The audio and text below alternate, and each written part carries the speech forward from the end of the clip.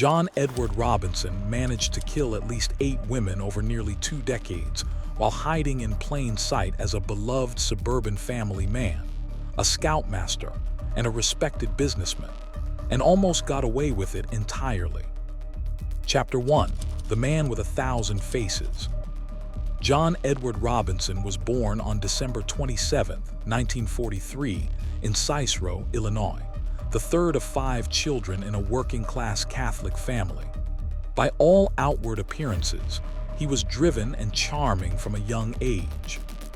He became an Eagle Scout, performed for the Queen of England during a trip to London at just 13 years old, and was the kind of boy that parents pointed to as an example. Nobody who knew him then would have guessed what he was capable of. As he grew older, Robinson developed a very specific talent, the talent of convincing people that he was whatever they needed him to be. He moved to Kansas in the 1960s, married a woman named Nancy Jo Lynch in 1964, and the two had 4 children together.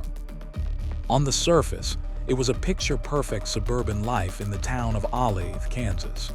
He wore suits to work, went to church, coached youth activities, and kept a well-maintained home. But underneath all of that, Robinson was burning through jobs, committing fraud, embezzling money from employers, and running small-scale con operations that would land him in legal trouble repeatedly throughout the 1970s and 80s. He was convicted of theft and fraud multiple times during this period, and yet each time he found a way to wriggle out of serious jail time, often with suspended sentences, probation, or short stints. He had a gift for presenting himself as reformed, remorseful, and deserving of another chance. Judges believed him, employers believed him, neighbors believed him. This pattern of deception was not just a survival tactic, it was who he was. It was in the early 1980s that Robinson's crimes began to shift into something far darker. He was running a now-dissolved company called Hydro Grow Incorporated, which he claimed was a charitable organization helping disadvantaged women get back on their feet. It was through this operation that he first began targeting vulnerable people, specifically young women and single mothers who were desperate for income, support, or a fresh start. He would offer them jobs, housing, and assistance, and some of them were never seen again. The first known disappearance connected to Robinson was a young woman named Paula Godfrey in 1984. She was 19 years old and had accepted what she believed was a job opportunity with Robinson's company. Shortly after she went missing, her family received a typed letter, supposedly from Paula, telling them not to worry about her and that she was fine. But Paula Godfrey was never found alive. Her family never stopped wondering. Less than a year later, in 1985, a young woman named Lisa Stassi disappeared along with her 4-month-old daughter, Tiffany. Lisa was a struggling 19-year-old mother staying at a women's shelter in Kansas City when Robinson swooped in, offering her housing and a fresh start through one of his programs. She vanished shortly after. Her daughter, however, did not disappear, not in the conventional sense. Robinson gave the infant to his own brother, Donald, and sister-in-law, who had been told the baby was available for adoption through legitimate channels. They named her Hillary and raised her as their own, completely unaware of where she had truly come from. Throughout the rest of the 1980s, Robinson continued operating largely without interference from law enforcement. He was on the radar of social services workers and probation officers from time to time due to his fraud convictions, but nothing connected him to the disappearances. He was simply too careful, too practiced at misdirection, and too skilled at making victims appear to have left of their own accord. Letters would surface after each disappearance, typed and signed, telling worried family members that everything was fine. Robinson was fabricating them all. But it was in the early 1990s that the case would get even more interesting, and the details that came next were unlike anything investigators had seen before. Before we get into that, if you haven't already, please hit that subscribe button, give this video a like, and ring the notification bell so you never miss a video. It genuinely helps more than you know, and we have a lot more of these coming. Chapter 2: The Internet and the Killing Fields.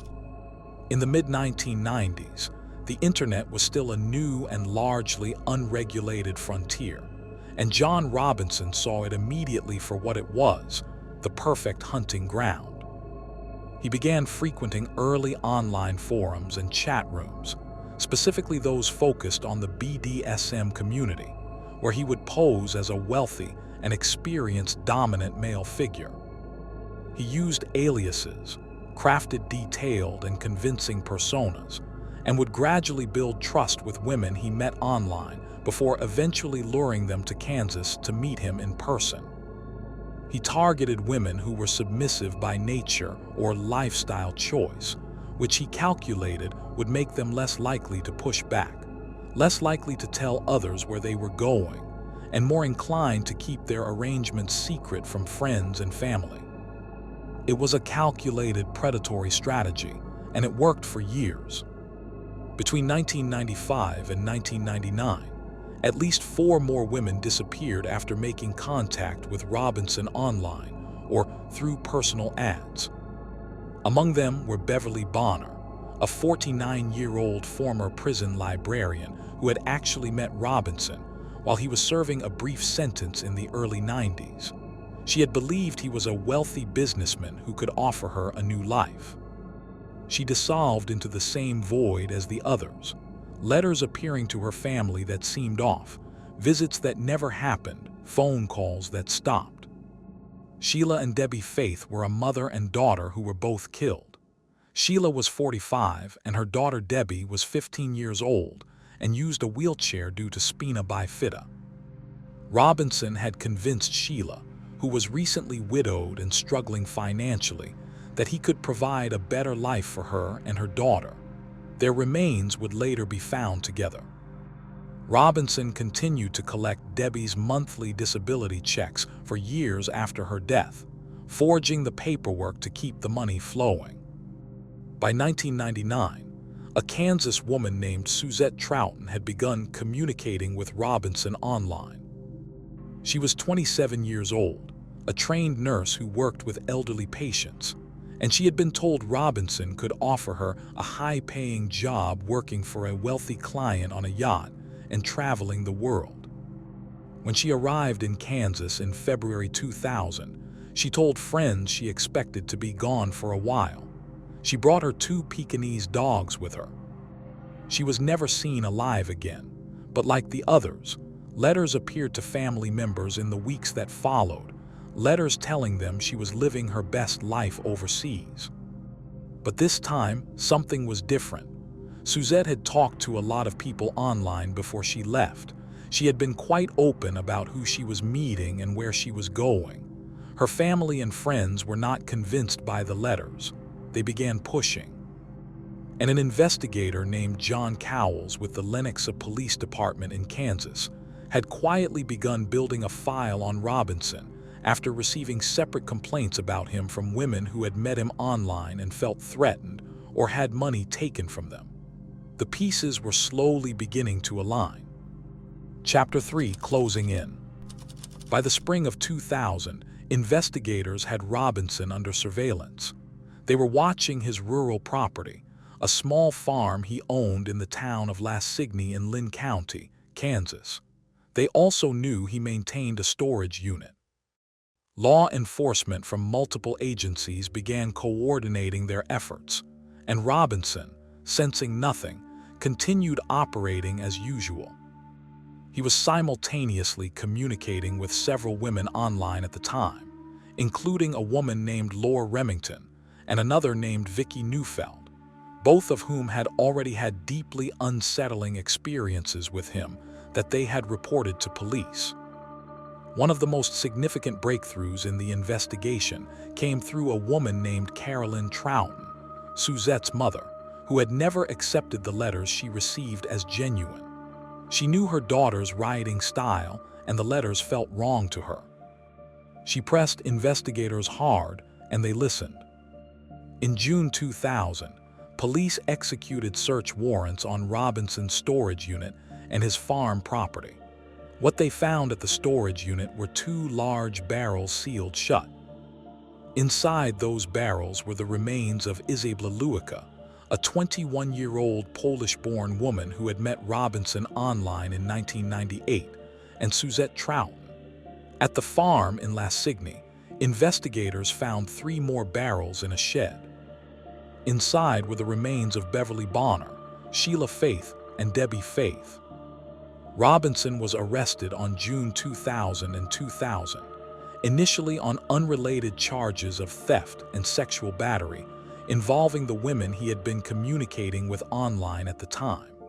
But the discoveries on his properties made clear that what police were dealing with was something far larger. He was charged with capital murder in the state of Kansas, and prosecutors in Missouri also filed murder charges in connection with deaths that had occurred there. The investigation also uncovered Robinson's long trail of fraudulent documents, forged signatures, and fabricated letters. He had built an entire bureaucratic system of deception around his crimes, paper trails designed to make victims appear alive and well, and simply out of touch. Among the documents seized were what investigators called slave contracts, typed agreements between Robinson and women he had met through the BDSM community, which gave some chilling insight into the nature of the relationships he had cultivated. Chapter 4: The Trial and What Was Left Unanswered. Robinson's trial in Kansas began in October 2002. The prosecution presented an overwhelming body of evidence: the barrels, the forged documents, testimony from women who had survived encounters with him, financial records showing he had been collecting Debbie Faith's disability checks years after her death, and the digital record of his online communications.